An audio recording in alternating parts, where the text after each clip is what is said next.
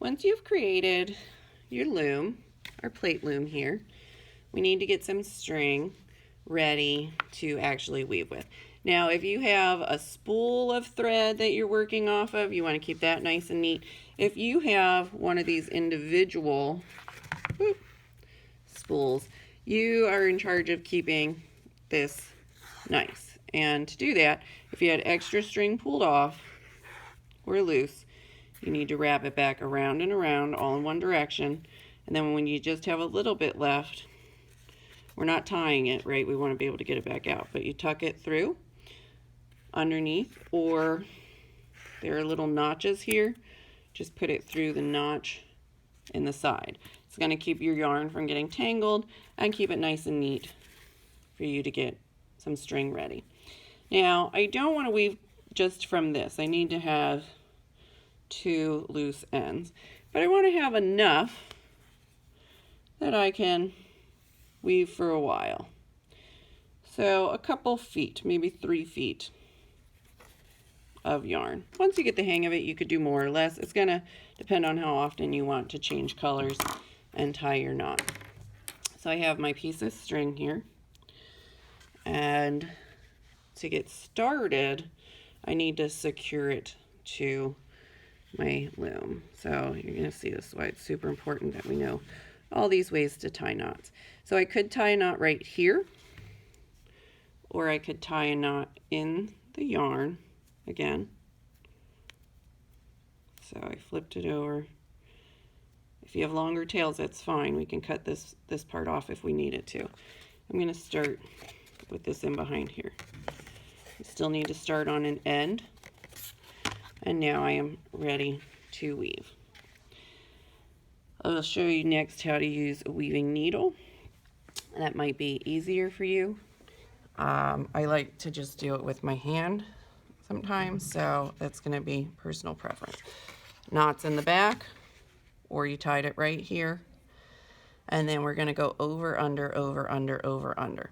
I'm going to start underneath, so the pink's going underneath the green, then over the next one, kind of like a dolphin jumping under the water, up over the water, under the water, over, and back under, then over. It's not really fast when you're first starting, especially.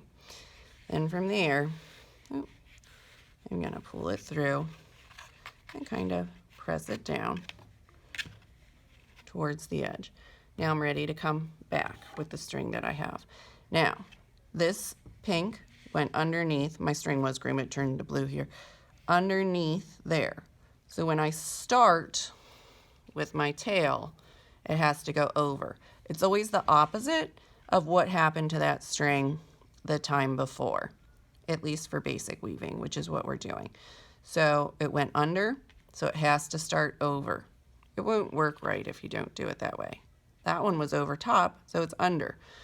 So long as you're always following the over, under, and being careful and cautious, you just have to really look at the beginning. Now, you don't want to pull this so tight that that string starts to come over. See that string move? We don't want to do that. So we want it to be tight enough that it's flat, not so tight that it pulls that string. So I want this string to stay right where it is. Now, then I pushed this down, pulled it over. You see it's on top, because that was underneath, so this is on top. So now the tail on that same string needs to go underneath. And then just over, under, over, under, over, under, over, under. I definitely could have had some more string because I'm going to run out pretty quick here. Pulling it through, using my fingers to press it down so that it touches the string before it, making it, again, taut, not too tight, not too loose. It's a balance. And then looking, that was underneath. Now, I could make it back over here. That's not going to leave me a lot of room to tie another string. For me, this is enough room to tie another string, but this is the minimum that you would want, right? Like enough to go across your plate at least one time.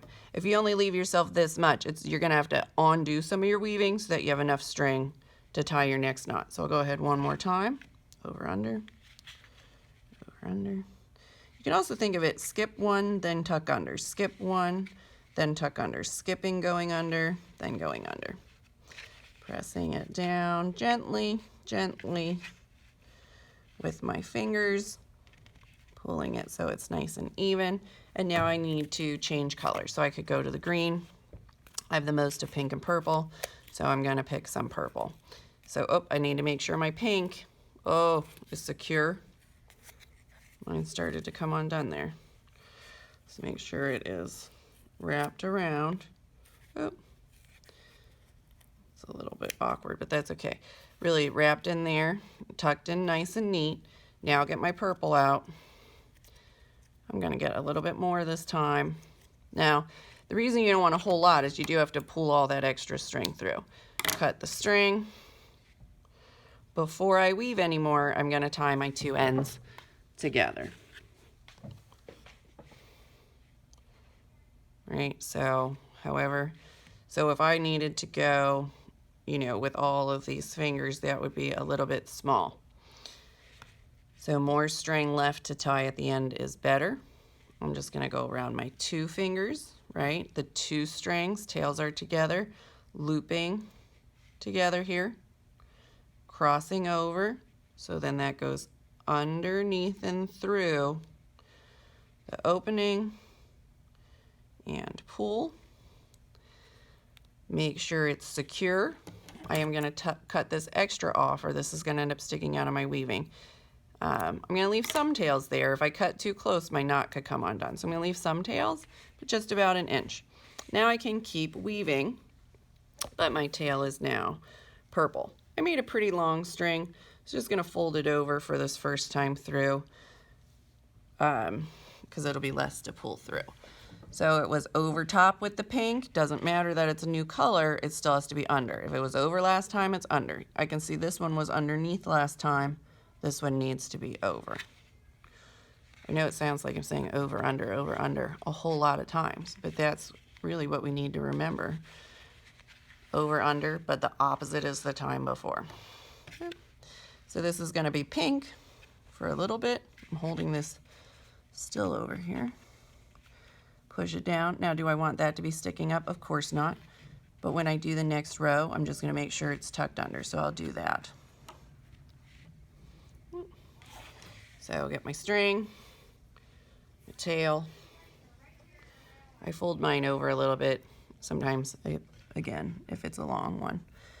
And so it was under, so it's gonna loop around and go over that first one, under the second one. It does get easier the more you do it, right? Repetition. Now here's where I want to make sure this gets tucked under, and then the next one too. Again, I'm not pulling real tight. This is something